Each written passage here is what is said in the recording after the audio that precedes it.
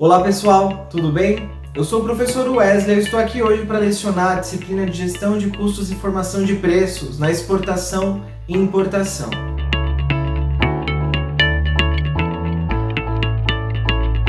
Nesse primeiro momento, eu quero falar um pouquinho sobre a minha graduação, que foi em Administração com ênfase em Comércio Exterior.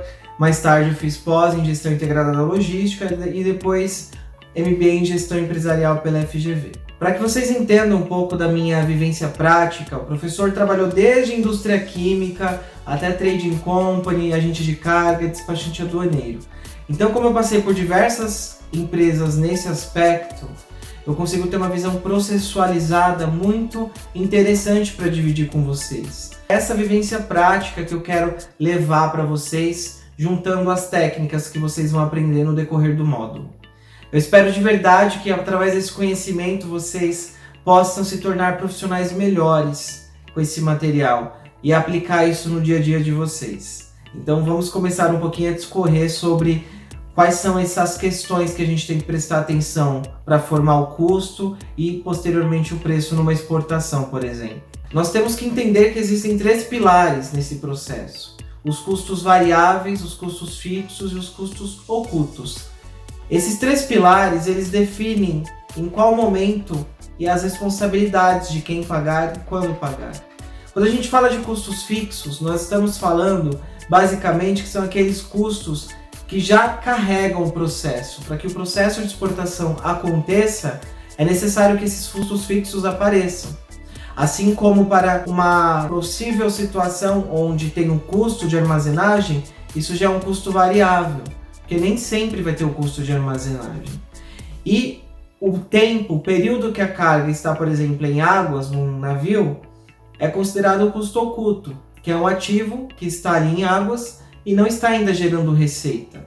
Então, esses três pilares, com esses exemplos, é o que a gente vai tratar para entender como formar o nosso preço. Quando a gente trata a questão do custo da exportação, a gente tem que entender o que acontece para gerar esse custo. Quais são as empresas envolvidas nesse processo para que isso ocorra? Basicamente, nós estamos falando aí de alguns players importantes na operação e que sem eles o processo não aconteceria. São eles despachantes aduaneiros que desembaraçam e liberam a carga. Temos também as transportadoras logística nacional e internacional que fazem esse manuseio da carga. Nós temos também a empresa que cuida para agenciar uma logística internacional, por exemplo, os agentes de carga. A Receita Federal está envolvida nesse processo para desnacionalização da carga e liberação, autorização para que aquele produto saia. Então, todos esses responsáveis geram qualidade e geram um preço na exportação. Além, é claro, de órgãos de inspeção que exige-se para cada país de destino e para cada produto. Isso daí faz com que esse preço se forme, esse custo tome aí a sua ação no processo. Cada um desses players tem um preço praticado. Então, é interessante que vocês tenham sempre a visão de que tem que ser negociado sempre com diversos fornecedores daquele mesmo serviço. Isso daí dá mais qualidade e o seu custo fica cada vez mais competitivo. Um custo baixo, você consegue elevar o seu preço, a sua margem de lucro aumenta. Então, isso é muito interessante, vocês sempre terem essa cautela, esse cuidado, né? A gente sabendo desses players, a gente sabe que no processo de exportação existem milhares de cuidados que a gente tem que ter. Entre eles, a gente vai começar a ter uma outra visão. Na exportação, a gente tira imposto de importação, o imposto do IPI, PIS, COFINS e ICMS. Essa mercadoria ela não vai ficar aqui, então esses impostos não serão aplicados. Como ela vai para o exterior, nós tiramos os impostos e aí aplicamos outras despesas. Exemplo, a embalagem. O custo de embalagem na exportação é muito importante, pois quando a gente vai posicionar um produto, comercializar um produto nacional, tendo que desnacionalizar e aplicar no outro mercado, colocar na prateleira de outro mercado, nós temos que pensar em tradução da embalagem, qualidade da embalagem, até o próprio produto de exportação. Quando nós vamos posicionar no mercado, acaba que nós temos que ajustar ele. Isso melhora, a exportação ela faz com que você melhore o seu processo e o seu produto interno, porque o processo de exportação faz com que você compete não só com o mercado nacional, você compete com concorrentes do mundo inteiro, asiáticos, europeus, americanos, e como posicionar um produto num preço competitivo com uma qualidade excelente que faça a concorrência perder margem competitiva em relação ao seu negócio de exportação. Vamos entender como a gente vai tratar tudo isso. É importante que você saiba que quando a gente vai exportar, tem que ter feito um estudo de inteligência de mercado, avaliar a viabilidade de negócio para aquela exportação. Normalmente os exportadores pequenos e grandes, eles analisam o potencial do cliente e muitas das vezes eles fazem um embarque trial, que é justamente o embarque para testar a aceitação do cliente final, né, no mercado, porque o cliente final consumindo é onde vai gerar demanda e repetição dos seus embarques. Então é interessante que vocês façam um embarque trial.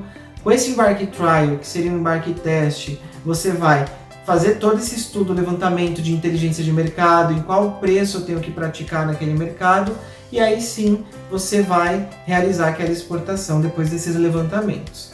A gente sabe que a formação de preço na exportação ela é de ordem então administrativa, contábil, econômica, logística, a demanda influencia, a parte financeira também tem que se preparar para exportar e a internacionalização daquela marca. Então são fatores que expandem a sua visão e o seu processo.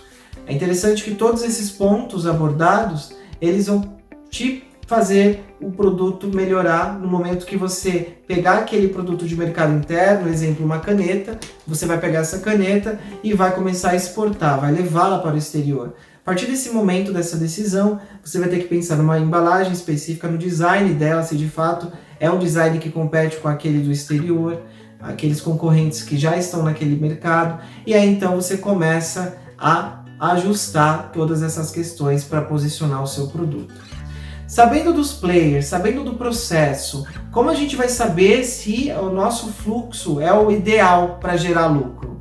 Bom, nós temos o OEA, o Operador Econômico Autorizado. São programas de órgãos como Receita Federal, Fazenda, MDIC, todos eles estão ali tratando para que o processo tenha mais robustez, mais qualidade. Então, quando a gente trata da exportação, o OEA ele vem aí para dar compliance, para garantir um processo, uma visão sistêmica do assunto e uma entrega que faça realmente ordens administrativas estarem ajustadas, alinhadas, inclusive fiscais. Porque quando a gente entra, uma empresa decide entrar no EA, ela tem como se fosse uma espécie de ISO, ela tem que se especializar, ela tem que se preparar, porque existem algumas exigências para que a empresa entre nesse programa. E esse programa ele permite que você faça muitas melhorias no seu processo. É interessante as empresas que optam em entrar no EA, porque elas melhoram a qualidade e robustez do processo delas. Sabendo dos custos fixos, dos custos variáveis, a gente tem que saber também dos impactos que eles ocasionam. Um custo mais elevado não te permite posicionar um preço competitivo, ou seja, vai deduzir da sua margem de ganho de demanda, né? A sua capacidade em termos de venda, ela diminui. Então, para que isso seja evitado, você precisa sempre reduzir e otimizar os seus custos. Não tem como extinguir os custos, mas tem como você ampliar e melhorar a forma de tratar cada um deles. Seja uma negociação com um terminal, eu sempre embarco por Santos. Aí negocia em Redex, negocia com vários terminais em Santos para ter uma tabela diferenciada para os seus containers, por exemplo. Então são questões que a gente tem que se preocupar no dia a dia. A exportação ela vem justamente para melhorar não só o produto, mas também capacitar melhor os profissionais daquele segmento industrial, por exemplo. Quando a gente fala, por exemplo, de fornecer biscoito, nada mais interessante do que você entender que para posicionar isso no mercado internacional existem várias regras, várias inspeções, vários critérios, cores específicas para que o posicionamento de marketing seja positivo. Então tudo isso serve para que você acabe dando a qualidade que é necessária para o seu dia a dia. Vale a pena você cada vez mais considerar que quando a gente trata o processo de exportação, a gente tem que elevar o nosso formato de trabalho.